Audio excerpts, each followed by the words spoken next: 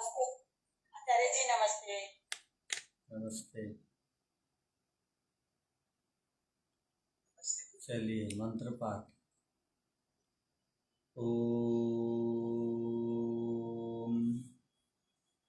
सहना भवतु सहनो भुनक्तु सह वीर्यं करवावहै तेजस्विनावधीतमस्तु मा विद्विषावहै। ओम शांति शांति शांति।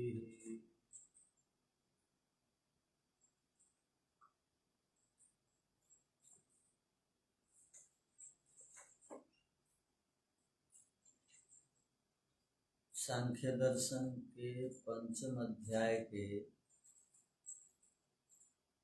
एक प्रकार के सूत्रों की दूसरी व्याख्या हम देख रहे हैं।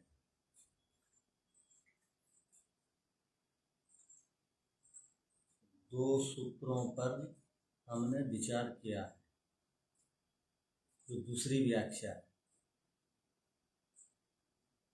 अब तीसरे सूत्र पर विचार करेंगे।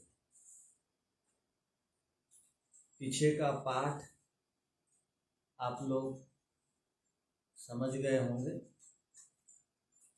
किसी को कुछ पूछना है? नहीं पूछना। तो ये बताइए, वेद नित्य है या अनित्य है?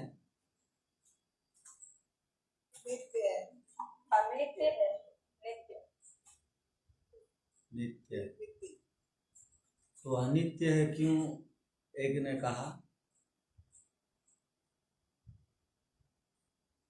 स्वामी जी आपने कहा था कि वेद जब सृष्टि पैदा होती है तो दोबारा से उसको बनाया जाता है। अच्छा, कल के पाठ में आप नहीं थे, ये माता जी नहीं थी शायद कल के पाठ में। कल में थोड़ा सा। अच्छा, तो वेद को पहले प्रकार की जो व्याख्या उसमें अनित्य बताया गया था, और दूसरी व्याख्या में हम जिस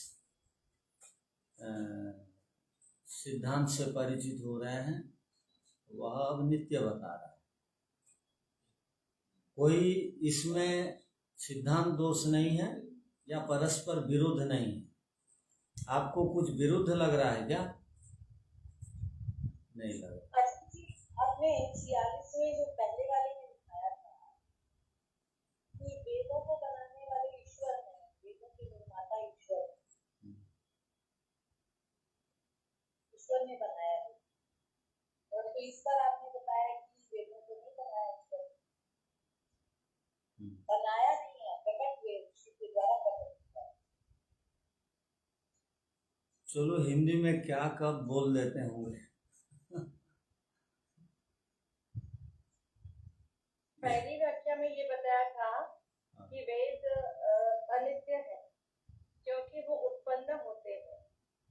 दूसरी व्याख्या में ये बताया कि वेद नित्य है क्योंकि वो अपौरुषीय है, उसको बनाने वाला मनुष्य कोई नहीं है। इस प्रकार से बताया। तो आचार्य जी पहली व्याख्या में ना जो महत्वपूर्ण पक्ष कह रहा था, इस रूप से वही बात सिद्धांति कह रहे हैं, और पहली बात जो बात सिद्धांति कह रहे थे, इस सूत्र में वही बात पूर्ण पक्ष कह रहे हैं। चलो,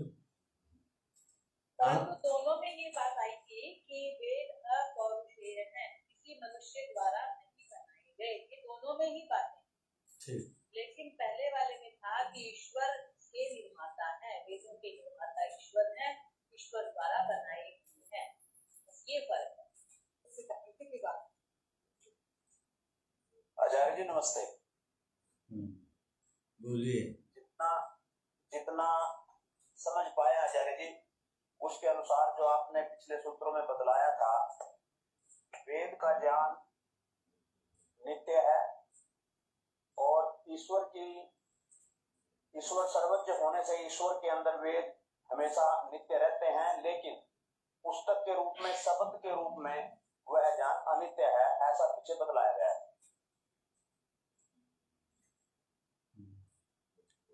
देखिए, क्या जी? हाँ बोलिए। उसको पुस्तक लिखने वाले कोई पुस्तक जिसका अपना लेखक का नाम लिखा रहता है, किंतु वेद में किसी भी लेखक का इत्यादि कुछ भी नाम नहीं है। ये ईश्वरी कृत्य, ईश्वरी ज्ञान है, ये भी बात बताइए। ठीक है, वो प्रेमलता माता जी भी जो बोल रही है वो भी, अब जब ये 5-6 सूत्र हो जाएंगे उसके बाद आप तुलना करिए दोनों सूत्रों में, उसके बाद निष्कर्ष निकलेगा। ठीक है। पहले बात की कि वेद जो ध्वनियात्मक है, वो क्योंकि ध्वनि उत्पन्न होती है इसलिए वेद नित्य है। और अब जो बात आई है कि वेद का ज्ञान जो है आदि ऋषियों के हृदय में ईश्वर ने प्रकट किया, क्योंकि ईश्वर ने उनके हृदय में प्रकट किया, इसलिए ईश्वर नित्य है, इसके वेद भी नित्य है और ज्ञान भी नित्य है। ये अर्थात हमारा सिद्धांत में कहीं कोई दोष न रह जाए इसलिए विस्तार से लिखाते हैं ना, तो उन सूत्रार्थों को आप पढ़ के आएंगे तो और संशय नहीं रहेगा, अधिकतर समाप्त हो जाएगा। तथापि वो पूरा प्रकरण खत्म होने दीजिए। चलिए अब आगे, आप लोग ठीक समझ रहे हैं। नहीं, शंका यहाँ उत्पन्न हुई थी आचार्य जी। दूसरे में आप दिखाए थे कि वेदों को बनाने वाला तो कोई है ही नहीं। ठीक है, लेकिन पहले में था कि वेदों को ईश्वर ने बनाया, बस दो बातों में फर्क है। वो अतिरिक्त लिखवा इसलिए दिए गए थे, वो लिखवाया गया था ना, उसको ईश्वर बनाया बोल देते हैं, न तो ईश्वर के ज्ञान में वो था, वो केवल प्रकट हुआ, ऐसा आप उसको बोल सकते हैं। ईश्वर भी बनाते नहीं हैं। यदि हम, ध्यान रखिए, यदि हम बना है बोलेंगे, उत्पन्न हुआ है बोलेंगे, इसका अर्थ होगा कि पहले नहीं था, अभाव से भाव की उत्पत्ति हुई मानी जाएगी। अभाव से भाव की उत्पत्ति तो होगी नहीं, तो ईश्वर में, ईश्वर के स्वरूप में वो था, वो केवल प्रकट हुआ। ईश्वर भी बनाते नहीं हैं। यदि ईश्वर बनाएंगे, इसका अर्थ हुआ, ईश्वर यदि निर्माण करेंगे, इसका अर्थ होगा कि वो पहले नहीं था और बनाए। तो ईश्वर के स्वरूप में वो पहले से था। आप यदि ऐसा लिख दिए हैं तो सुधार देंगे प्रेमलता जी। है इतनी बात, इसीलिए मैंने एक प्रश्न उठाया कि कल आपने समझाया था वेदों को किसी ने नहीं समझाया। ठीक है, ये ज्ञान में है, तो फिर हम पहले वाले सूत्र की लाइन काट देते हैं। काट करके वहाँ ये लिख सकते हैं, वो दोष नहीं है, किंतु कहीं हम गड़बड़ अर्थ ना ले लें, इसलिए आप सुधार दीजिए कि कौन से सूत्र में ये था। 46वें में पहले जो लिखाए थे, ठीक है, लाइन लिखाई है कि मनुष्य से भिन्न ईश्वर ने वेदों को बनाया है, अर्थात वेदों के निर्माता ईश्वर है। ठीक है, माने ये कोई दोष नहीं है, किंतु कहीं वहाँ गलत अर्थ ना निकाल दें। उसमें आप कोष्टक में लिख दीजिए, ईश्वर से बनाया है, हिंदी में हम बोलते हैं पैदा हुआ है बोलते हैं, किंतु प्रकट हुआ अर्थ लेना चाहिए। क्योंकि अभी आपने समझाया बना हुआ मतलब उत्पन्न हुआ, नहीं हुआ। हाँ। तो अगर इसको बनाया है, देखा है, तो हो गया। नहीं, अगर बना हुआ है मानेंगे तो ये अर्थ होगा कि पहले नहीं था बना, तो नहीं था बना का अर्थ हो गया अभाव से भाव की उत्पत्ति हुई, किंतु अभाव से कोई भाव नहीं बनता है, तो पहले से ही था। अब ये बताइए मुझे, बीज में अंकुर पहले से ही है या निर्माण होता है? अंकुर है पहले से। हाँ, जिस प्रकार बीज में अंकुर पूर्व से है, केवल खाद पानी और जमीन आदि में वो प्रकट होता है, वैसे ईश्वर के स्वरूप में ज्ञान पहले से है, वो केवल सृष्टि के आरंभ में प्रकट होता है। तो ईश्वर भी बनाते हैं, बोल देंगे, वो सामान्य लोगों के लिए ये बात बोली जा सकती है। अब दार्शनिक लोगों के लिए ये बात नहीं चलेगी, मैंने आपके लिए और नहीं है। अब आप अपने बच्चों को समझाएंगे तो क्या बोलेंगे? ईश्वर बनाते हैं, किंतु आप अब बच्चे नहीं है ना, तो आपको बोलना पड़ेगा ईश्वर के स्वरूप में वेद पहले से ही है, वो सृष्टि के आरंभ में प्रकट होता है। जिस प्रकार अंकुर जमीन में प्रकट होता है और ज्ञान तो जमीन में प्रकट नहीं होगा, वो किसी के हृदय में होगा। तो ऋषियों के हृदय में ईश्वर प्रकट करते हैं, या ऐसे भी बोल सकते हैं ईश्वर ऋषियों के हृदय में प्रकट हुए ज्ञान के रूप में। ठीक है,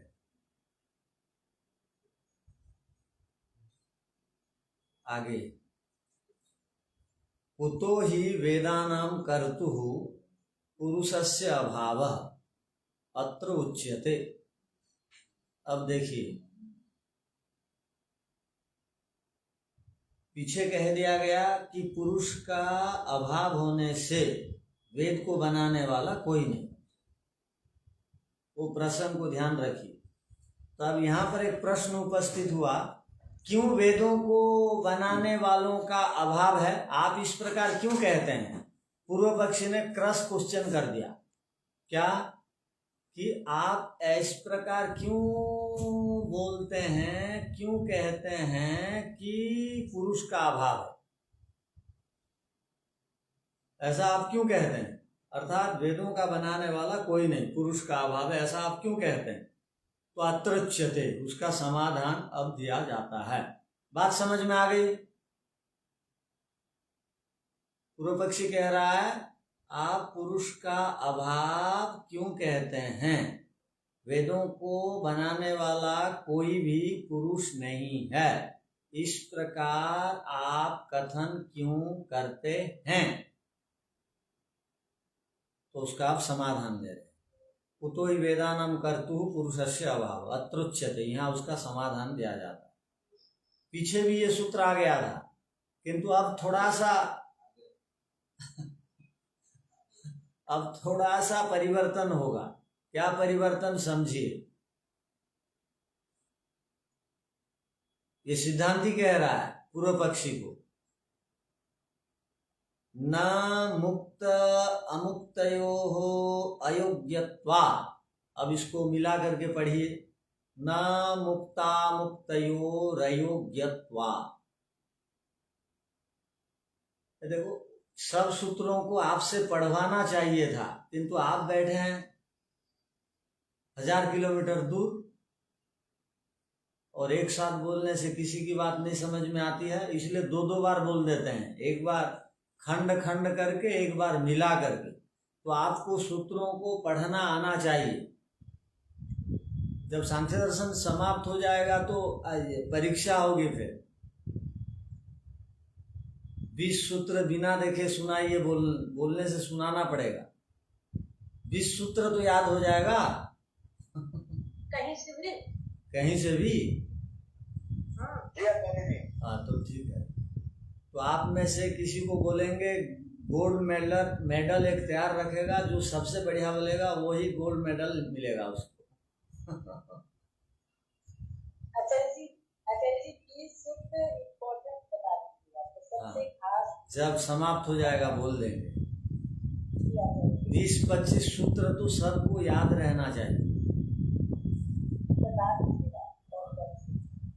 पहले बताएंगे तब तो याद करेंगे ना, बाद में बताने से याद करेंगे। ठीक है, खत्म। खत्म होने दीजिए। आप पढ़ने के बाद आपको क्या लग रहा है, कौन कौन सा बढ़िया बढ़िया सूत्र है जो पूरा जीवन के लिए काम में आने वाले हैं, उनको आप याद करेंगे अपने आप। चलिए, तो आप चतुर्थ अध्याय आचार्य जी वो बहुत ठीक लगा मुझे तो। चतुर्थ अध्याय बहुत बढ़िया है, ये ठीक बोल रहे हैं नरेश जी। तो चतुर्थ अध्याय सबको याद कर लेना चाहिए।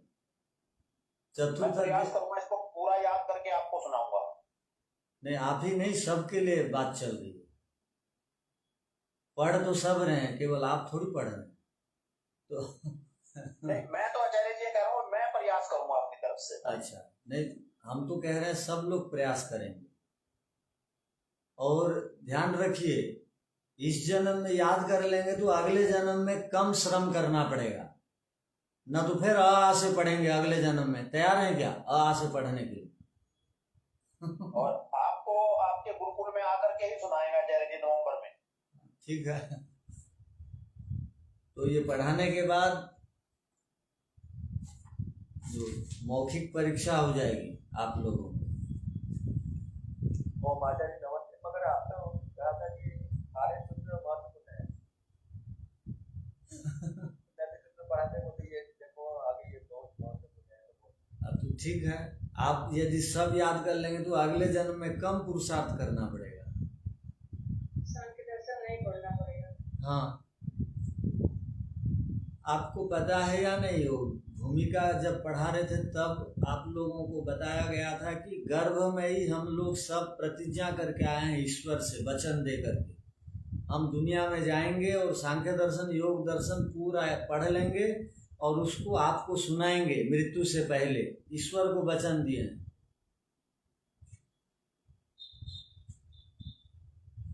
याद है या नहीं वो वचन? हाँ, कैसे सुनाएंगे? नहीं, वो वचन क्या है पता है? वो निरुक्त में है, अवांग मुख पीड्यमान जंतुश्चैव समन्वित सांख्य योगम समभ्यस्य पुरुषम व पंचविंशकम। हम गर्भ में थे, बहुत कष्ट यंत्रणाओं को प्राप्त कर रहे थे और गर्भ की यंत्रणा से बचना चाहे तो उस समय सुनने वाला तो केवल ईश्वर ही है। ईश्वर से हम लोगों ने कहा, उल्टे टंगे हुए थे शीर्षासन के बल पर। अब 5 मिनट शीर्षासन कोई कर लेता है क्या? कोई नहीं। और आपको पता है 9.5 महीना आप उल्टे शीर्षासन में ही थे, तो वो शीर्षासन में ही थे आप लोग, हम लोग सब। तो भगवान को बोले और हम ये मल मूत्र और ये गंदगी में रहना नहीं चाहते हैं, आप हमको उद्धार करिए। तो ईश्वर ने कहा चलो तुम्हारी वेदना को स्वीकार करता हूं और उद्धार कर देता हूं, किंतु बताओ तुमको यहां से अगर निकाल दिया बाहर तो बाहर जाके करोगे क्या, बताओ। तो हम लोगों ने ईश्वर से कहा हम लोग बाहर जाके, सच बोल रहे हैं, हम लोग बाहर जाकर के जैसे बच्चे माता पिता को डर के क्या बोलते हैं जब पिटाई होती है, बिल्कुल आगे से नहीं करूंगा, बिल्कुल नहीं करूंगा। तो वैसे ही हम लोगों ने कहा बिल्कुल वचन देते हैं कि सांख्य दर्शन योग दर्शन पूरा पढ़ लेंगे और उसको पूरा जीवन में जिएंगे और जब वापस लौट के आएंगे आपके पास तो सुना देंगे। किंतु अब 10-20 सूत्र के लिए आप बोल रहे हैं कैसा होगा पहले से बताइए, जबकि पूरी की पूरी वो जो विषय और शास्त्र की बात है उसको याद करने की आवश्यकता है। तो चलिए अब आगे बढ़ते हैं। इसलिए सांख्य दर्शन योग दर्शन को हम बहुत समय हो गया पढ़ रहे हैं। आप बहुत दिन और एक एक सूत्र को पढ़ाने के लिए इतना समय लगता है तो उब नहीं जाते हैं तो अच्छा चलिए रोज कुछ न कुछ नया पढ़ने को मिलता है। अब देखिए, न मुक्ता मुक्तयोरयोग्यत्वात् मुक्ता मुक्तयोः न वेदानां कर्ता मुक्त अमुक्तयोः कश्चनापि न भवितुम् अर्हति। देखिए कितनी बड़ी बात बताएगी कि वेदों का जो कर्ता है वो मुक्त और अमुक्त इन दोनों में से कोई भी नहीं हो सकता, कोई भी नहीं हो सकता। तो यहाँ कहा गया क्यों नहीं हो सकता, तो कहा अयोग्यत्वात् तयोर योग्यत्व अभावात्, उन दोनों में योग्यता का अभाव होने से। तो अब मुक्ति का अर्थ क्या होता है, मुक्त का अर्थ क्या होता है, जो ईश्वर को प्राप्त कर चुके हैं। अमुक्त का अर्थ क्या होता है, हम सब जो ये संसार में विद्यमान हैं, ठीक है, जो ईश्वर को आप प्राप्त कर चुके हैं। जीवन मुक्त की बात नहीं चल रही है। और हम लोगों को अमुक्त कहा जाता है, जो अभी संसार में विद्यमान हैं उनको कहा जाता है अमुक्त, जो ईश्वर की शरण में हैं। अर्थात जीवात्मा अपनी 24 शक्तियों से ईश्वर का आनंद को अब जो लूट रहा है वो मुक्त है, और हम अमुक्त हैं जो अपने आप को नहीं पहचान पाए, वो अमुक्त हैं। इन दोनों में योग्यता का अभाव है। मुक्तस्य ऐश्वर्यम जगत व्यापार वर्जम भवति, जो मुक्तात्माओं का जो ऐश्वर्य है, मुक्तात्माओं के पास अपरमित के समान ऐश्वर्य रहते हैं। ध्यान रखिए, उसकी कल्पना नहीं की जा सकती है, आकलन नहीं किया जा सकता है। इतना अधिक ऐश्वर्य है मुक्तात्माओं के पास, ज्ञान के भंडार और वैराग्य के भंडार, और जब जहां जाने की इच्छा वहां जाना, जब जो आनंद लूटना खाना पीना है तब उसको सेवन करना, भोगों को, ये भोगों को नहीं, सांसारिक मिठाई नहीं, रसमलाई नहीं। तो वो कुछ भी सामर्थ्य उनको, हम सामान्य लोगों की अपेक्षा से उनके पास, मुक्तात्माओं के पास अनंत सामर्थ्य रहता है। ईश्वर की अपेक्षा से कुछ भी नहीं, किंतु हमारी अपेक्षा से बोल रहे हैं अनंत सामर्थ्य है। तो अनंत सामर्थ्य से वो सारे भोगों को भोगते रहते हैं, मुक्तात्मा भोगती रहती हैं मुक्तात्मा। तो देखिए, और किंतु एक शर्त है मुक्तात्माओं के साथ, वो जगत व्यापार वर्जम, संसार को नहीं बना सकते हैं, संसार का पालन नहीं कर सकते हैं, संसार को संहार नहीं कर सकते हैं, वेद ज्ञान नहीं दे सकते हैं, किसी का कर्म फल में हस्तक्षेप नहीं कर सकते। ये 5 काम उनके लिए बंद है, बाकी सब काम चालू है। जगत व्यापार वर्जम वेदांत दर्शन में आया, प्रकरणात् असन्निहितत्वाच्च। प्रकरणात् माने आप लोग उपनिषद पढ़ेंगे तो उपनिषद में, वेद में जहां भी प्रकरण आया सृष्टि उत्पत्ति का, उस सृष्टि उत्पत्ति के प्रकरण में मुक्तात्माओं का, जीवात्माओं का नाम नहीं आता है। उस प्रकरण में केवल एक ही ने सृष्टि को बनाया, वो ईश्वर, ये तो आता है। किंतु कहीं भी मुक्तात्माओं के द्वारा सृष्टि बनी हो या बद्ध आत्माओं के द्वारा सृष्टि बनी हो, ऐसा प्रकरण में उल्लेख मिलेगा नहीं आपको। तो जब मिलेगा ही नहीं तो वो सृष्टि को बनाएंगे कैसे? अब सृष्टि को नहीं बना सकते हैं तो वेद, आपको पता है वेदों के बहुत सारे व्याख्याकार हैं। आजकल दुनिया भर के विश्वविद्यालयों में वेद की पुस्तकें पढ़ाई जाती हैं, किंतु महर्षि दयानंद जी की वेद व्याख्या वाली पुस्तक बहुत कम स्थानों में पढ़ाई जाती है। वो गुरुकुल जैसे, और जो उसकी महत्ता को जो कुलपति समझता है वो एक आध भाष्य लगा देता। महर्षि दयानंद जी के अतिरिक्त दुनिया भर में जितने भी वेदों के अनुवादक हैं, जितने भी अनुवादक हैं, महर्षि दयानंद जी के समान किसी ने भी वेद व्याख्या नहीं लिखी, हमारे विद्वानों ने। तो जब, कहने का अभिप्राय समझिए, जब महर्षि दयानंद जी के समान अतीत में कोई वेद भाष्य नहीं लिखा जो प्रकरण से मिलता जुलता हो, सृष्टि कर्म से विरुद्ध बात ना हो, ऐसी बातें वो वेद में होनी चाहिए, उन्होंने वो बातें नहीं लिखी। प्रकरण को आगे पीछे बिना ध्यान दिए अनुवाद उन्होंने किया है मंत्रों का। तो जब वेद के व्याख्याता ही अब अनुपलब्ध हैं, तो वेद को बनाने वाले कैसे उपलब्ध हो सकते हैं? बात समझ में आई? जो मूल वेद बना है उस वेद की तो व्याख्या लिखने वाले तो उपलब्ध नहीं है। हम जिन सब के नामों को सुनते हैं, जैसे सायण का नाम सुनते हैं, आचार्य सायण जी, और आचार्य रावण और उब्बट, इन सब का नाम हम सुनते हैं। ये प्राचीन वेद भाष्यकार हैं। महीधर जी, ये सब प्राचीन वेद भाष्यकार हैं। जब इन्होंने ही वेद भाष्य को ठीक नहीं लिखा, जबकि ये संस्कृत के बड़े प्रकांड विद्वान थे, किंतु प्रकरण के अनुसार इन्होंने व्याख्या नहीं लिखी, और सृष्टि कर्म के विरुद्ध बातें इनकी व्याख्याओं में मिलती हैं। अब महर्षि दयानंद जी को छोड़ दीजिए। तो जब वेद भाष्यकार ही नहीं है, उनकी ही चर्चा नहीं आती है, तो हम किस प्रकार कहें कि वेद को बना देगा कोई?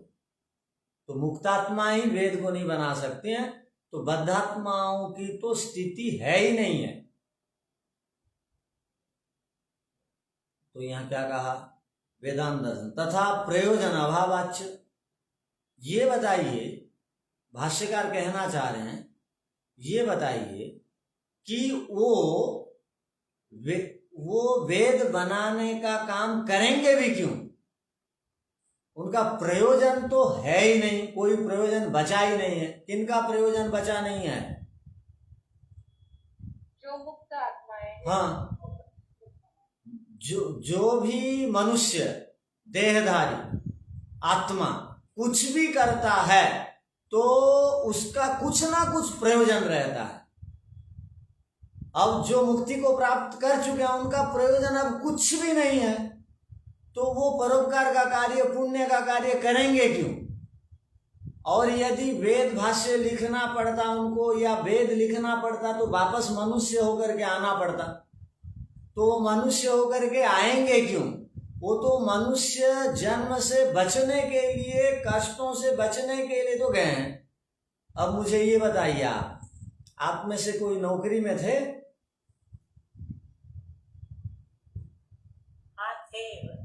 अच्छा थे। तो सुनिए, आप में से यदि कोई नौकरी में थे, तो नौकरी से जब आपको छुट्टी मिलती है, छुट्टी लेकर के आ जाते हैं, तो छुट्टी खत्म नहीं होते तक वापस जाते हैं क्या? नहीं जाते। हाँ, कई बार होता क्या है, अभी जिस प्रकार सैनिकों को छुट्टियां मिली थी, जिनको भी, अब युद्ध हो गया तो छुट्टी कैंसल हो गई। उस स्थिति की बात नहीं कर रहे हैं, किंतु छुट्टी जब लेके आते हैं तो वापस, जब तक दिन समाप्त नहीं हो जाते हैं छुट्टी के, तब तक आप वापस नहीं जाते। तो मुक्तात्माएं तो दुनिया से छुट्टी लेकर के गई हुई हैं ऊपर, वो छुट्टी बिना खत्म में वापस आना चाहेंगे क्या? नहीं चाहिए। तो आएंगे ही क्यों? उनका कोई प्रयोजन नहीं है, वो सब अवकाश में है। मुक्तात्मा अवकाश में है और उनका कोई प्रयोजन नहीं है, अर्थात उनकी कोई चाह नहीं है। जब चाह नहीं है तो वो वेद क्यों बनाए? ये अमुक्तस्य अल्पज्ञत्वा। और जो बद्ध आत्माएं हम लोग हैं, हम अल्पज्ञ हैं, हम तो भाष्य कर नहीं पा रहे हैं, तो वेद बनाएंगे कैसे? तो ये दोनों की योग्यता नहीं है। और एक खास बात बताई गई यहाँ पर, क्या देखिए, वो पंक्ति देखिए, या ही खलु श्रुतिर्दर्शिता वेदानाम कार्यत्वम साधयितुम। जो भी श्रुतियों में, अर्थात वेद उपनिषद आदि में वेदानाम कार्यतम साधितुम, वेद को कार्य कहा गया जहां भी, तत्र तु वेदानाम जायमानत्व मुक्तम ना ही कार्यत्वम, वहां वेद जायमानत्व कहा गया है। वेद प्रकट हुए अर्थ लेना चाहिए, न कि वेद कार्य रूप में है ऐसा अर्थ न लें, प्रकट हुआ अर्थ लें। जायमानत्व प्रादुर्भाव, जायमान का अर्थ होता है प्रादुर्भाव होना, तो इसमें क्या प्रमाण, तो धातु पाठ का एक सूत्र दे दिया गया, जनि प्रादुर्भावे। जनि प्रादुर्भावे का अर्थ होता है, जन्म का अर्थ होता है प्रकट होना। किसी भी पदार्थ का सर्वथा अभाव नहीं होता है, ध्यान रखिए। हम लोग जो जन्म ले रहे हैं ये पहली बार जन्म नहीं लिए हैं, हम केवल कारण में लय को प्राप्त हो गए थे, वापस आए, कारण से प्रकट हो गए, कारण में समा गए थे, कारण से वापस आए, ये तो कहा जा सकता है। जनि प्रादुर्भाव, प्रादुर्भूता वेदा, उसी प्रकार वेद भी प्रकट हुए हैं, प्रादुर्भाव हुए हैं, न कि उनका निर्माण हुआ है। ठीक है। तेन न कार्यत्वम, उससे वेद कार्य रूप नहीं है, अनित्य नहीं है। कार्य माने अनित्य नहीं है, वेद नित्य है। कार्यत्व अभावात नित्यत्वम, कार्य अर्थात उत्पन्न होना अभाव होने से, अनित्य का अभाव होने से, अनित्यता का अभाव होने से नित्यत्वम वेदानाम नात्र क्षति, वेद को नित्य कहने से कोई क्षति तो नहीं है।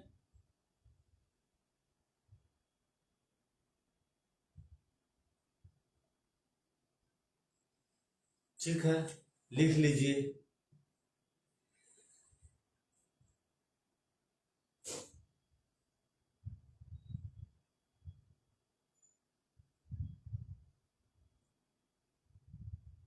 पूर्व पक्षी कहता है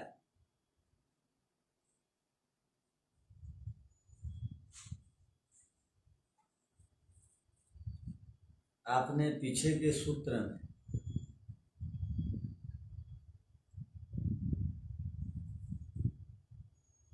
कहा था कि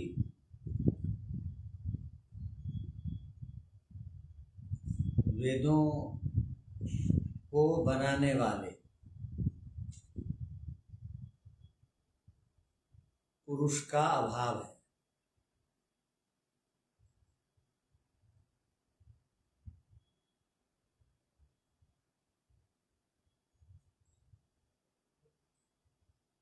आप पुरुष अभाव की बात क्यों कहते हैं?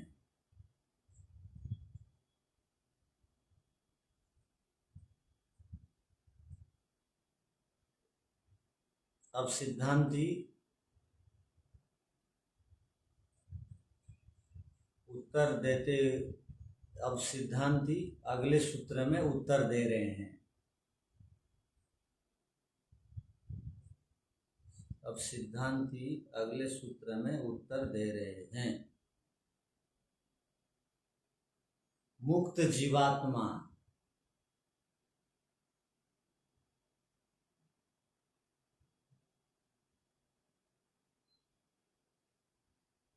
और अमुक्त जीवात्मा,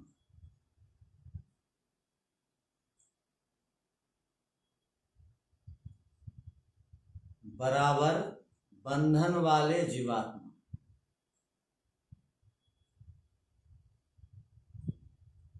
बराबर यहाँ रहने वाले जीवात्मा।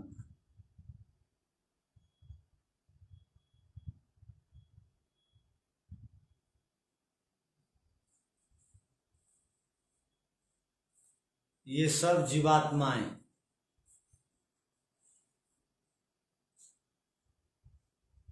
वेदों को बनाने में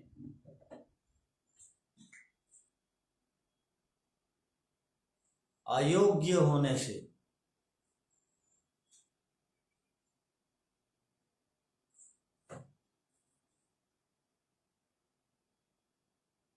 ये सब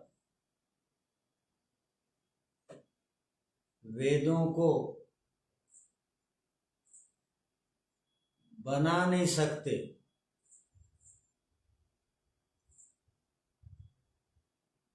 इस हेतु से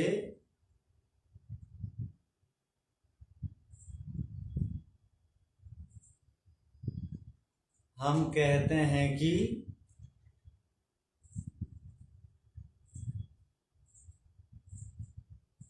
वेदों का कर्ता कोई पुरुष विद्यमान नहीं है।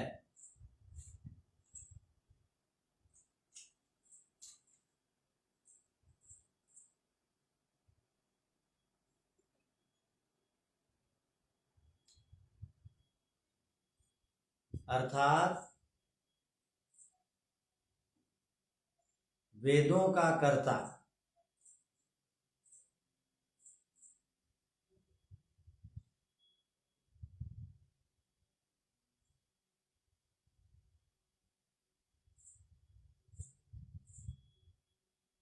वेदों का कर्ता चाहे कोई मुक्त जीवात्मा हो,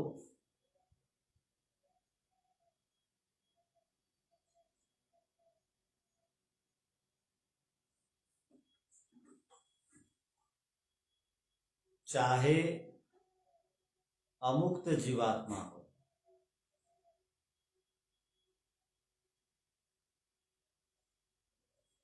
अर्थात बंधन में रहने वाला मनुष्य हो,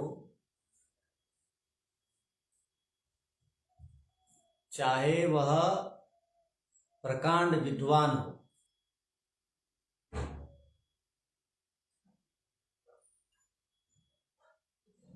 कोई भी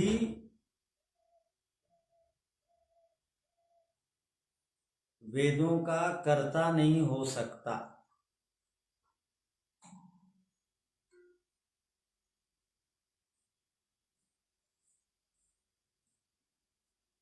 क्योंकि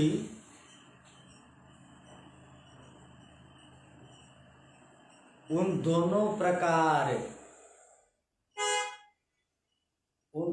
प्रकार की आत्माओं में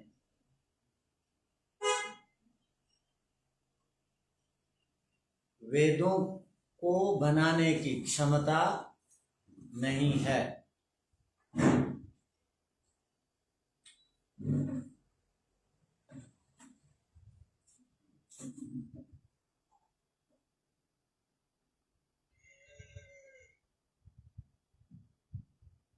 मुक्त जीवात्माओं के पास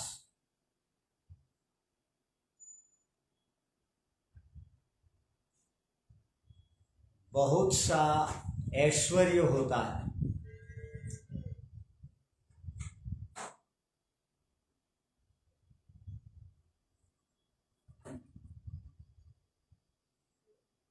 वे सब ईश्वर की व्यवस्था में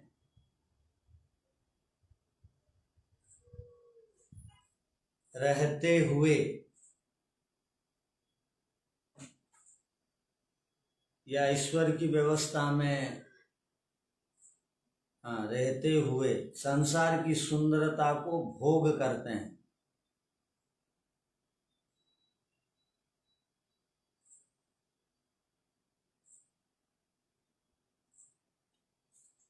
जहां चाहे वहां गति करते हैं।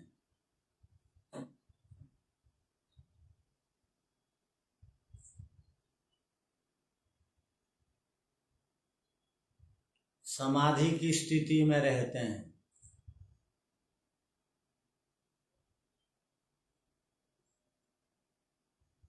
ये बड़े बड़े ऐश्वर्य हैं।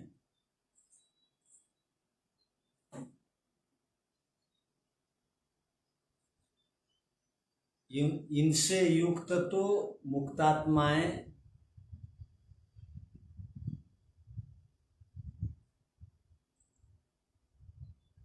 जरूर रहते हैं,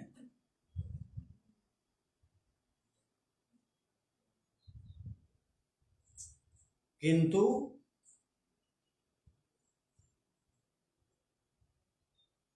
जगत के व्यापार से वे पृथक होते हैं।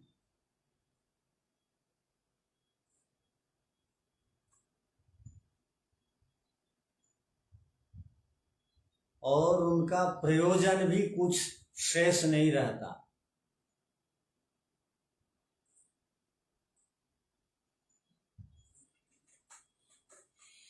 अतः वे वेद को नहीं बनाते।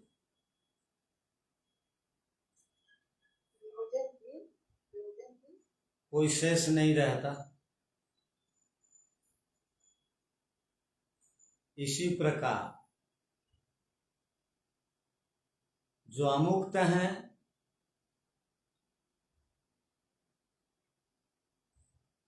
वे तो अल्पज्य हैं, वो भला वेद को बनाएंगे कैसे?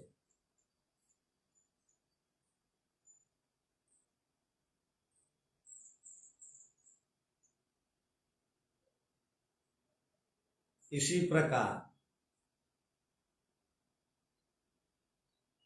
यहाँ पर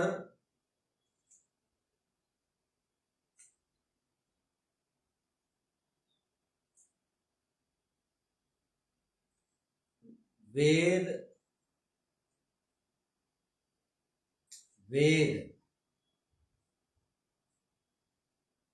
प्रकट होता है कहना चाहिए।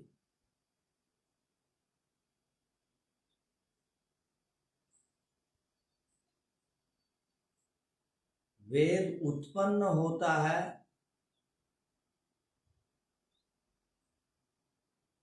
यदि कहेंगे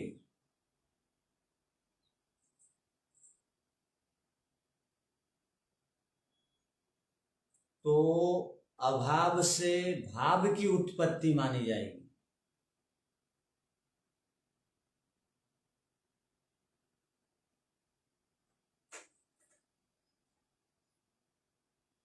अतः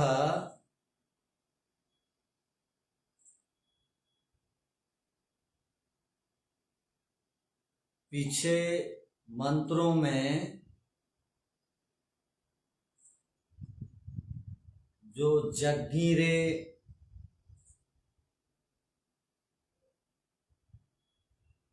या अजायत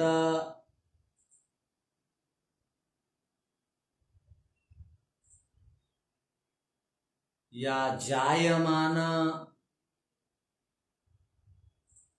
आदि शब्द आए हैं या आते हैं,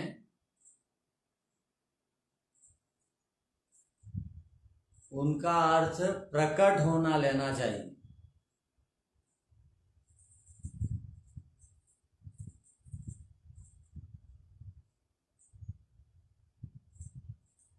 किंतु बोलते समय उत्पन्न होना कह देते हैं,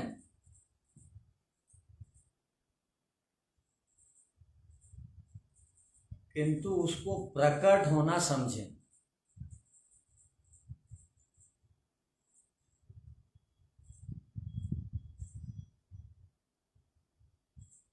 ईश्वर से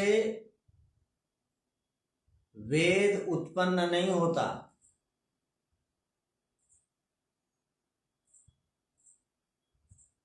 ईश्वर से वेद प्रकट होता है।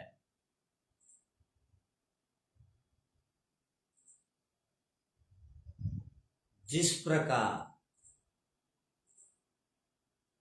बीज से अंकुर उत्पन्न नहीं होता,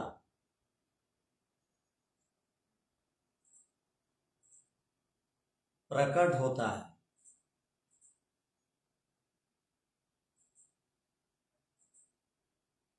अर्थात बीज में पहले से ही अंकुर विद्यमान है।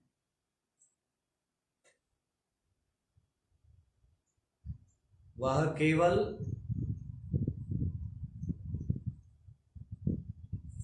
अनुकूल परिस्थितियों को प्राप्त करके प्रकट होता है।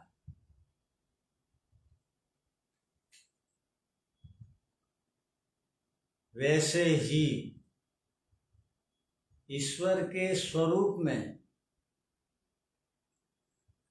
वेद ज्ञान विद्यमान है।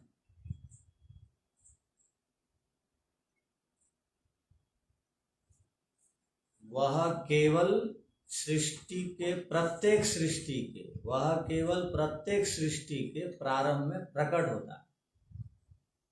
इसको बोला आचार्य जी वैसे ही ईश्वर के स्वरूप में वेद ज्ञान पहले से ही विद्यमान है।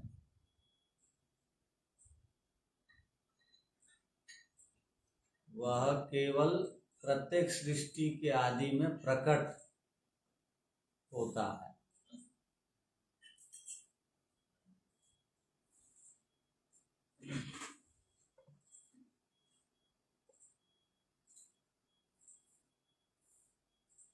ये जो मुक्तात्मा मुक्तात्मा शब्द आया ना बार बार, मुक्तात्मा अमुक्तात्मा, इसको स्त्रीलिंग पुल्लिंग दोनों में हम लिख चुके हैं, क्योंकि वो दोनों लिंग में चलता है वो। ठीक है,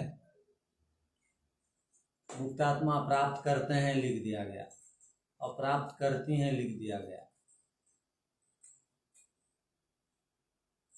ठीक है, अब अन्य विषय आगे। ओम शांति शांति शांति। सबको सादर नमस्ते।